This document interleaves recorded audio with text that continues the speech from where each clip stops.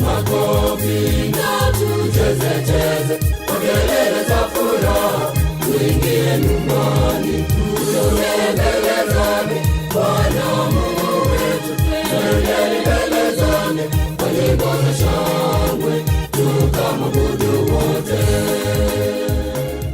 From time immemorial, the Catholic Church has taken a leading role in the integral formation and transformation of people in the global platform. From spiritual, health, educational, socio-economic and development programs, the Catholic Church stands tall as a devoted champion and partner in the progress of all peoples in the human society. Here in Kenya, the Catholic Church partners with both the county and national governments in many areas of development for the well-being and better governance of the citizens. One such area in the National Youth Service NYS within the national government's disciplined forces. We visited the NYS national headquarters in Ruaraka, Nairobi, after an invitation by the Catholic chaplain, and this is what we found out. My name is Father Josephat Jenga, a priest of the Archdiocese of Nairobi. My home parish is St. Joseph, Loreto Limuru. I joined service, the chaplaincy, last year. Started on 1st of August 2022. Chaplaincy office coordinates the spiritual welfare of the whole, the National Youth Service. It is a service that takes care of close to, let's talk conservative figure of around 60,000 of members of staff and the servicemen and women all over the country. This is the church for the headquarters. We have 22 units that are spread across the country. We maximize the grassroots networks. We are able to engage the chaplains that are working within those regions. For example, we also collaborate with the prisons, Kenya prisons, because they have networks spread all over the country, to request also their chaplains also to be able to be taking care of our servicemen and women and staff in those far-flung areas.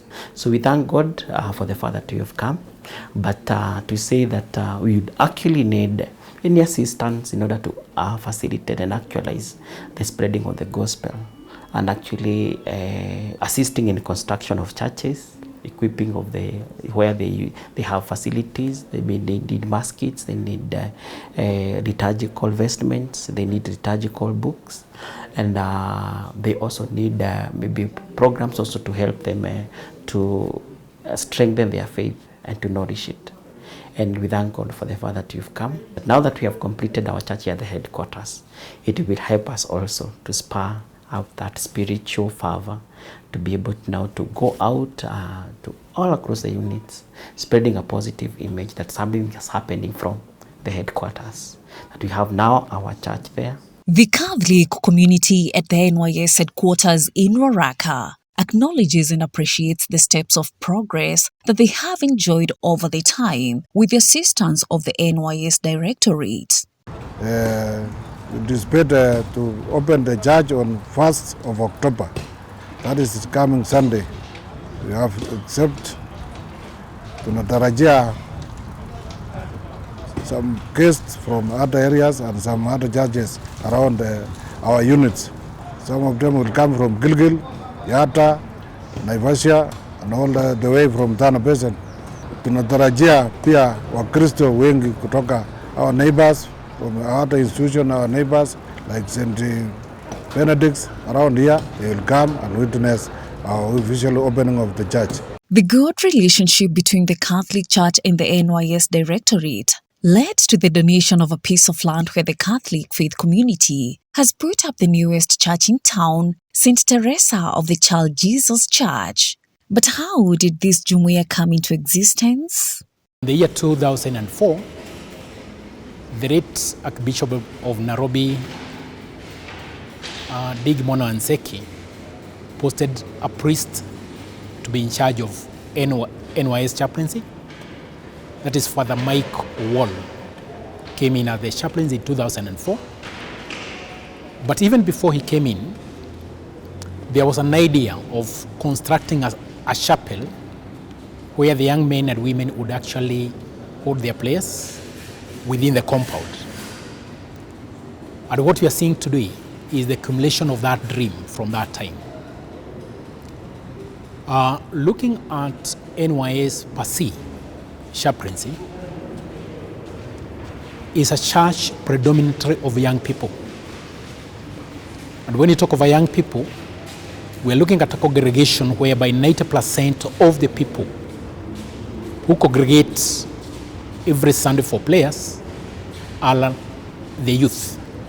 So we can actually talk of this church as being the church for the youth, whereby the officers who serve at the NYS and their families also join the young men for service. They only form 10% of the congregation of this church. I'll say it has been a journey from 2004 to where we are today. And it started as a prayer item for the Christian praying for them to have a place they can actually be able to hold their prayers. Because before that, what we have been happening is we have been using one of the halls within the institution to conduct our third prayer mass. And in 2018, we moved from a prayer item to actually groundbreaking. In the typical Kenya style of building together or Harambee, this Nasset faith community, which is majorly composed of youthful service men and women, owned up the idea of putting up a house for the Lord. Initially, before the construction of the church, we were doing our mass at a hall for where the students used to eat or to do other activities. As the population grew, we saw the need for the church. And also the facilities we were using, they were not designed to fit the functions of the Catholic Church. So we were forced to have a place placed purely for Catholic worshippers, so that we can do our rituals, the way Catholics do our things. So far so good. We started this church way back before, and we have spent more than 20 million in construction of this church. And we're going way forward, we expect more work to be done. For example, after consecration, we have not purchased church pews. With the major church building now completed, the Patron Saints Day 2023 will be a historical occasion for this very vibrant community. Counting few days, we are going to have our church dedicated and consecrated this coming Sunday on the 1st of October by His Eminence, Archbishop Emeritus of Nairobi, John Cardinal Njue. Mine is one to invite every one of us to come in Sunday's event, which is an historical event for the church, historical event for the service, because it has taken long for us to be here. It has taken even, we can talk of over 20 years for us to be where we are. So as a service, as a church, we have something to celebrate. So as a committee, we've been preparing to have that event, which will be animated by His Eminence Cardinal Njue on Sunday. Mass will be starting at 10 a.m. and going up to around 1 p.m. We expect to have more celebration that day, because as a church, that will be our family day. As a church, that is when we want to be happy that at least we've made a big step. So even going forward, we've agreed as a church that on 1st of October, or else a date around that time, the first week of October, is when we'll be having our family days. So Sunday, we'll be marking our first family day, and we're inviting every one of us to be part of that big event. But how is the seed of faith planted, watered, and nurtured in this chaplaincy? In this church, we have about 9 small Christian communities. Out of the 9 small Christian communities, 4 of the small Christian communities comprises of staff which have been partitioned regionally or in blocks according to where they reside within this station. And we also have the youths who are majorly on vocational training. They have been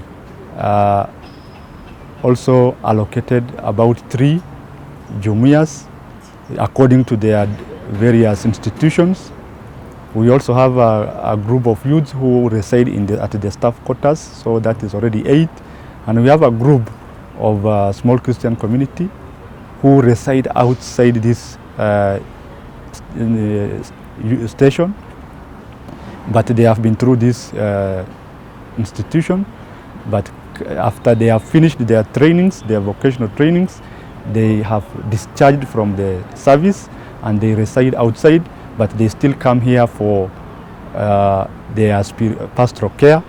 So we have also assigned them as a small Christian community. So therefore we have approximately 9 small Christian communities in this church, and also various small groups in the church. Especially we have the PMC who are still under formation, and we have the NYS. We also have the Catholic Men Association who are registered with the Archdiocese, the Catholic Women Association who are registered with the Archdiocese also. One progress story leads to another. After the opening, blessing and consecration of their church, what's next? The number of the young people being served by this church will actually require us to expand this church. That's my vision for this church, that we'll actually have a church that serves the needs of the young people within and also the neighboring community. We have 2 institutions nearby here. We have got the Kenya Utalii College and also Kenya Power College. These are institutions catering for young people. And this being a church for young people, we'll actually find that we'll open the doors for them. And when you look at the location of this church, when our Director General then was giving us the land, he had an idea that this church should not only cater for the people in NYS, but should also cater for the communities allowed. And that's how we ended up locating the church right at the entrance of NYS headquarters, so that anybody can actually be able to walk in, come, worship, and walk out. So ideally, we are looking at a church that which is actually on the move. A church for the young people, but the church on the move. I'm going to start another project of buying the fuse, because currently we are using the plastic chairs, which we bought because of the space we were given was not ours. So we were to use, after that we store our furniture somewhere. So because now we have a permanent place, now we are going to procure fuse. That is the next step in our growth, in our development plan in this church. When you see outside, we have not done also landscaping. We are also planning to do a good landscaping, like we have a fence around to demarcate between the church and the compound for the other work. We have also some underground rooms, more space for either choir or meeting rooms. They are yet to be completed. After that, we are planning to build a house for Father, where in case, especially Easter times, there is a lot to be done within those few days. So he has somewhere to rest or to change. So we will have another construction to make sure he has a house, Father's house, for resting. And if he has a visitor and he needs somewhere to sit, we will use that house for the same. This Sunday, 1st of October, the Feast of Saint Teresa of the Child Jesus, Capuchin TV is proud to witness and be associated with the good news of the official opening, blessing, and consecration of Saint Teresa of the Child Jesus Church at the National Youth Service in Ruaraka, Catholic Archdiocese of Nairobi. The Holy Mass will start at 10 a.m., led by His Eminence John Cardinal Njue, and will come to you here on Capuchin TV. Capuchin TV congratulates the National Youth Service Catholic community for this achievement.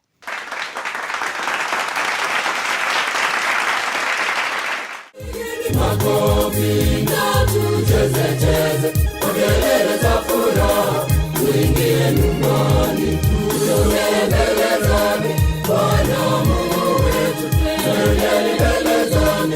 nyimbo za shangwe, tukamwabudu wote. Keep watching Capuchin TV, your staunchly Catholic identity channel.